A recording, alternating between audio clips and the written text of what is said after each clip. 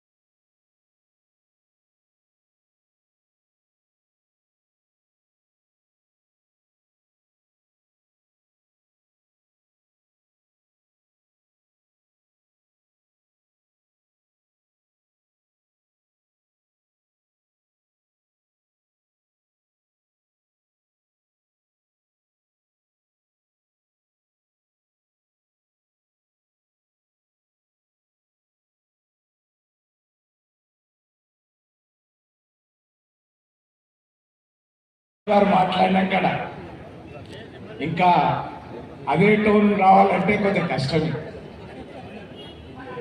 వారు అసెంబ్లీలో మాట్లాడితే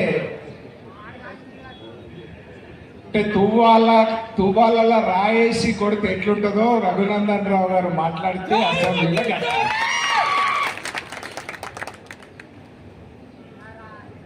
అయితే బయటకు వెళ్ళి వచ్చిన కాబట్టి అతిథి కాబట్టి అక్కడికి మాట్లాడారు. మా సోదరుడు రాజీనామా చేసి త్యాగం అన్నాడు. త్యాగం కాదు, మేము నిర్వర్తించింది కర్తవ్యం.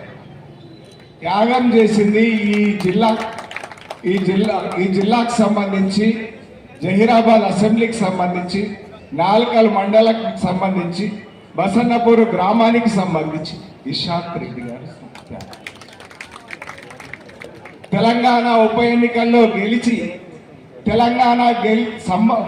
తెలంగాణ నినాదం గెలిచిందని సంబరపడుతున్న సమయంలో నరాని దేవతకు మొక్కుకున్న మొక్కు మేరకు తనను తాను బలించుకున్నటువంటి నిశాంత్కి త్యాగం చేసింది. కానీ ఆ త్యాగాల లక్ష్యం ఏదైతే ఉన్నదో ఆ లక్ష్య సాధన కోసం ఎన్ని జన్మలైనా కష్టపడడానికి సిద్ధంగా ఉన్నామనేటువంటిది. ఇక మిత్రులారా,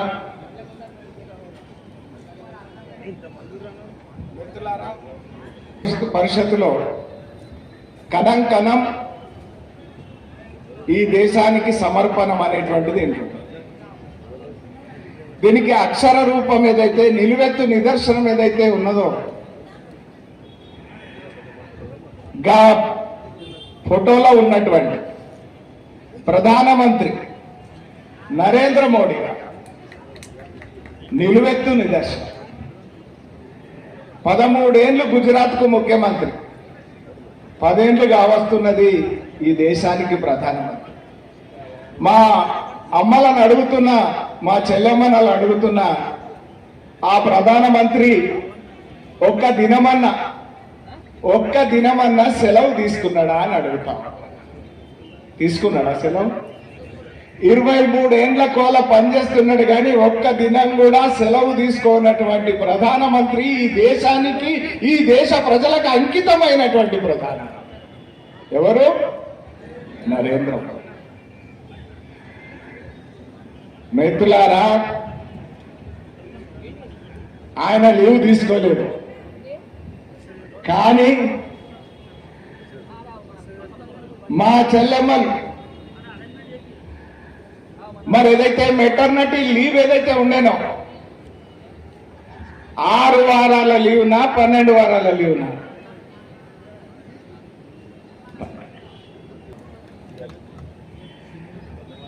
మనం చూస్తున్నాం ఊర్లలో సర్పంచులు రిజర్వేషన్ ఉన్నది. ఎలక్షన్లు రాగానే ఓళ్ళింట్లోకి వెళ్ళి మహిళను నిలబెట్టాలా అనేటువంటిది, సర్పంచ్ రిజర్వేషన్ అయింది అనేటువంటిది, ఎంపీటీసీ రిజర్వేషన్ అయింది, అరే ఈ గల్లీలో కౌన్సిలర్ రిజర్వేషన్ అయింది, ఓళ్ళని నిలబెట్టాలా మహిళను అనేటువంటి రిజర్వేషన్ మన దగ్గర ఉన్నది. మరి గీడున్న రిజర్వేషన్ గాడ లేదు అనేటువంటిది మొన్న 30 ఏళ్ల కోల చర్చ నడుస్తున్నది. ఎన్ని ఏళ్ల కోల? 30 ఏళ్ల కోల చర్చ నడుస్తున్నది. కానీ నరేంద్ర మోడీ గారు 30 ఏళ్ల చర్చకు తెరదించిండ్రు. 33% రిజర్వేషన్ మీకు ఇచ్చిండ్రు అని చెప్పి నేను సగర్వంగా చెప్తాను. ఎవరికి ఇచ్చిండ్రు అంటే రాబోయేటువంటి రోజుల్లో చట్టాలు చేసేటువంటి దాంట్లో భాగస్వామ్యం 33% భాగస్వామ్యం మీకు ఉంటది. మీరు దానికి సన్నద్ధం కండి. మీరు నాయకులను ఎన్నుకున్నాడు కాదు, ఎమ్మెల్యేలను ఎన్నుకున్నాడు కాదు, ఎంపీలను ఎన్నుకున్నాడు కాదు, మీరే ఎమ్మెల్యేలు అయ్యేటువంటి అవకాశం, మీరే ఎంపీలు అయ్యేటువంటి అవకాశం ప్రధానమంత్రి నరేంద్ర మోడీ. నేమొన్న కాడ మంత్రులుగా కలిసి పనిచేసిండ్రు. ఇది మీ చరిత్ర. చంద్రశేఖర్ రావు గారు అక్కడ మంత్రిగా ఉన్నారు, ఇక్కడ హరీష్ రావు గారు ఇతర మంత్రులు ఉన్నారు. ఒక్కసారి మనం యాద్ చేసుకోవాలి, భారతీయ జనతా పార్టీ ఏ రోజు కూడా బీఆర్ఎస్ తో కలిసి పనిచేయలేదు.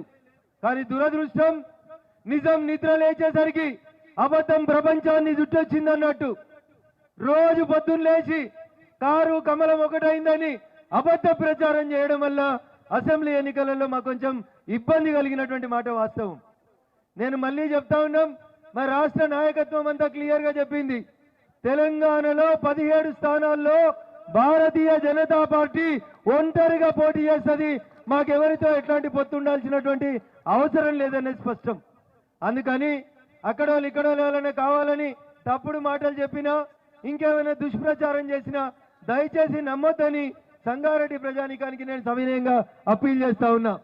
సంగారెడ్డిలో పువ్వు గుర్తు పన్యాల ప్రభాకర్ గారు పోటీ చేసినప్పుడు ఎప్పుడో 30 ఏళ్ల కింద మున్సిపల్ చైర్మన్ గెలిచినటువంటి గడ్డ సంగారెడ్డి గడ్డ. తర్వాత సంగారెడ్డి నుంచి బీజేపీ ఎమ్మెల్యే కూడా గెలిచినటువంటి గడ్డ సంగారెడ్డి గడ్డ. గౌరవనీయులు ఆల నరేంద్ర గారు 1999లో ఈ గడ్డ మీది నుంచి కమలం గుర్తు నుంచి ఎంపీగా గెలిచినటువంటి గడ్డ ఈ గడ్డ. కాబట్టి వాళ్ళోళ్ళు వీళ్ళోళ్ళు వచ్చి ఏదో బెదిరిస్తామంటే ఊకదంపుడి ఉపన్యాసాలు ఇస్తామంటే ఈడెవడు భయపడ్డాడు లేడు. 10 సంవత్సరాలుగా బీఆర్ఎస్ పార్టీ అధికారంలో ఉండి సంగారెడ్డికి ఏం చేసిందో ఒక్కసారి చూడండి. సంగారెడ్డిలో చెరువు మినీ ట్యాంక్ బండ్ అయిందో, సిద్దిపేటలో ఉన్నటువంటి కోమటి చెరువు ఎట్లుందో ఒక్కసారి చూడండి. కోమటి చెరువుకి ఇచ్చిన పైసలు ఎన్ని, సంగారెడ్డిలో ఉన్న చెరువుకి ఇచ్చిన పైసలు ఎన్ని, సిద్దిపేటలో ఉన్నటువంటి కోమటి చెరువు ఎట్లా అభివృద్ధి అయింది, 10 ఏళ్ల నుంచి మంత్రి ఉన్నటువంటి హరీష్ రావు గారు ఈ జిల్లాకి ఎంత నష్టం చేసిరో ఒకసారి మనం అందరం ఆలోచించుకోవాలి. ఏం చేయలేదు. ఎంఎన్ఆర్ పక్కకెళ్ళి కొత్త రోడ్ వేస్తున్నాం, మామిడిపల్లి కాడికెళ్ళి మీరు అందరు చూసిర్రు, ఐఐటి పక్కకెళ్ళి కొత్త రోడ్ వచ్చింది. మా మిత్రుడు సంగపీనే ఉన్నాడు, వెనకటికి వెళ్ళిన నారాయణ గడికి వెళ్ళి బయలుదేరితే జూబిలీ బస్ స్టాండ్ లో దిగాలంటే పొద్దుగాల సతి కట్టుకొని వెళ్తే 1 గంటకు నారాయణకేళ్ళ బస్ ఎక్కితే పొద్దుగాల 1 గంటకు జూబిలీ బస్ స్టాండ్ లో దిగుదురు. 6-7 గంటలు పట్టేది. ఇవాళ సంగపని అడుగురు, లేకపోతే మీరు ఎప్పుడన్నా జూబిలీ బస్ స్టాండ్ లో బస్ ఎక్కి నారాయణఖేడ్ పోవాలంటే 3 గంటల లోపే ఇవాళ ప్రయాణం ముగుస్తుంది. ఎట్లొచ్చింది ఈ రోడ్డు? జగ్గారెడ్డి కొట్లాడితే వచ్చిందా? విజయపాల్ రెడ్డి గారో భూపాల్ రెడ్డి గారో కొట్లాడితే వచ్చిందా? నరేంద్ర మోడీ గారు సబ్కా సాత్ సబ్కా వికాస్ అని నారాయణఖేడ్ ప్రాంతం వెనుకబడ్డది ఈ జిల్లాలో బాగుపడాలంటే దానికో మంచి నేషనల్ హైవే ఇవ్వాలని ఇచ్చినటువంటి నాయకుడు నరేంద్ర మోడీ గారు. మనం అందరం చేస్తున్నటువంటి అభివృద్ధి అంతా ఇంత కాదు. గత 60 సంవత్సరాలలో చేయనటువంటి అభివృద్ధి కూడా ఈ 10 సంవత్సరాలలో జరిగిందనడానికి మరి మనం చూస్తా ఉన్నాం. ఎక్కడికక్కడ ఈ రోజు నిర్ణయాలు తీసుకొని మోదీ గారు ప్రజలలో దూసుకెళ్తున్నటువంటి సందర్భం. ఒక భారతదేశాన్ని దేశ విదేశాలు కూడా ఆదర్శవంతంగా తీసుకున్నాయంటే భారతీయ జనతా పార్టీ మోదీ గారి యొక్క ఘనత అని చెప్పి సందర్భంగా తెలియజేస్తా ఉన్నాం. మరి ఈ రోజు ఎక్కడ ఇల్లు లేకపోయినా భారతదేశంలో ఇల్లు లేని వాళ్లకు 4 కోట్ల మందికి ఇల్లు కట్టించినటువంటి ఘనత మన నరేంద్ర మోదీ గారి అని చెప్పి సందర్భంగా తెలియజేస్తా ఉన్నాం.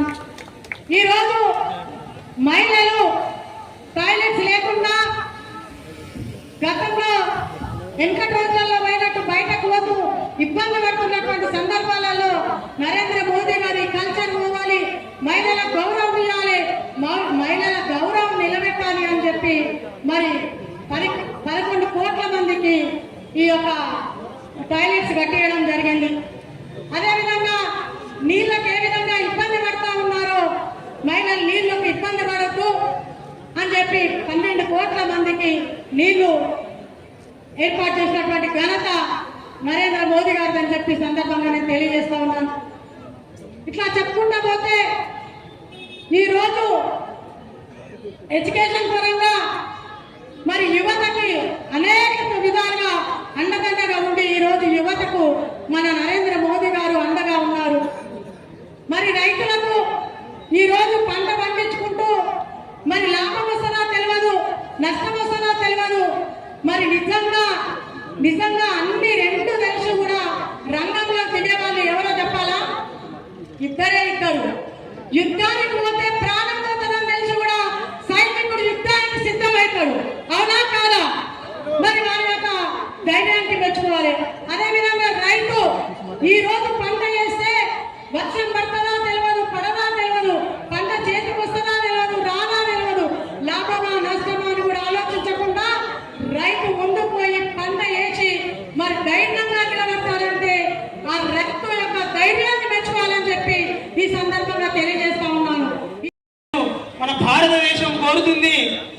ఖచ్చితంగా ఫిర్ ఏక్ బార్ మన మోదీ సర్కార్ రావాలని, మన నరేంద్ర మోదీ గారు మళ్ళీ ప్రధానమంత్రి కావాలని చెప్పి మన తెలంగాణ రాష్ట్రమే కాకుండా మన భారతదేశం కోరుతుంది. మన ప్రపంచ దేశాలు కూడా ఈరోజు ఎదురు చూస్తూ ఉన్నాయి. ఇప్పుడు మూడవసారి అయ్యేది కూడా మన ప్రధానమంత్రి నరేంద్ర మోదీ గారని ఈరోజు అన్ని దేశాలు కూడా ఎదురు చూస్తూ ఉన్నాయి. ఆ విధంగా మనమందరం కూడా మన మెదక్ పార్లమెంట్ నుంచి, మన జైరాబాద్ పార్లమెంట్ నుంచి కూడా మనమందరం కూడా ఈ ఎంపీ అభ్యర్థులందరినీ కూడా గెలిపించుకున్నట్టయితే మన ఎంపీతో పాటు ఈరోజు మన 7 నియోజకవర్గాలు కూడా మనం ఎంతో అభివృద్ధిలోకి తీసుకుపోవచ్చు. కాబట్టి మనం ఖచ్చితంగా రాబో 60 రోజుల్లోనే ఈ ఎలక్షన్ ఉంది కాబట్టి ఖచ్చితంగా మనం మెదక్ పార్లమెంట్ నుంచి మన మెదక్ అభ్యర్థిని భారీ మెజార్టీతో గతంలో ఏదైతే మనం గెలిపించుకున్నామో ఈసారి కూడా దాన్ని రిపీట్ చేస్తూ భారీ మెజార్టీతో మన మెదక్ పార్లమెంట్ అభ్యర్థిని గెలిపించుకోవాలి. ఎందుకంటే మన ప్రధానమంత్రి నరేంద్ర మోదీ గారు చూస్తున్నాం, మనం కరోనాలో ప్రతి ఒక్కరు కూడా కులాలకు మతాలకు అతీతంగా ఈరోజు కరోనాలో మనందరినీ ఆదుకొని ఆ వ్యాక్సిన్ వేయడం ద్వారా మనం అందరం కూడా ఈ రోజు విధంగా ఉన్నాం. మనకు ఉచిత బియ్యం ఇస్తున్నాడు. ఎన్నో రకాలుగా కూడా ఈరోజు రవాణా సౌకర్యం అయితేనేమండి, ఇంకా రోడ్లు అయితేనేమండి, ఎన్నో రకాలుగా కూడా ఈరోజు మన భారతదేశం అభివృద్ధి చెందుతుంది. ఈరోజు ఆర్థిక పరమైన విషయాల్లో కూడా ఈరోజు మనం 5వ స్థానంలో ఉన్నాం. ఈసారి మనం నరేంద్ర మోదీ గారిని మళ్ళీ ప్రధానమంత్రి చేసుకున్నట్టయితే మనం 3వ స్థానానికి వెళ్తామని చెప్పేసి కూడా ఈ సందర్భంగా తెలియజేసుకుంటూ, ఖచ్చితంగా మనం అందరం కూడా ఈరోజు ఓట్లు వేయనికే మన ప్రజలందరూ కూడా సిద్ధంగా ఉన్నారు. కాబట్టి మనమందరం కూడా కష్టపడి రాబో ఎలక్షన్ లో ఖచ్చితంగా మెదక్ పార్లమెంటును గెలిపించుకోబోతున్నాం. అలా ప్రధానమంత్రి నరేంద్ర మోదీ గారిని కూడా పిఎం చేసుకోబోతున్నాం. కాబట్టి మనందరం కూడా ఈ 60 రోజులు కష్టపడాలి. మన భారతదేశాన్ని అభివృద్ధి ప్రదంలో నడిపించుకోవడానికి మనం ఖచ్చితంగా ప్రతి ఒక్కరు కూడా భారతదేశ బిడ్డలమై కూడా పనిచేయాలని చెప్పేసి కోరుకుంటూ, నాకు ఈ అవకాశం ఇచ్చిన పెద్దలందరికీ కూడా పేరు పేరున నమస్కారాలు తెలియజేసుకుంటూ, భారత్ మాతాకి జై. Thanks for watching NV News. Please like, share, and don't forget to comment. Please subscribe our channel and press bell icon.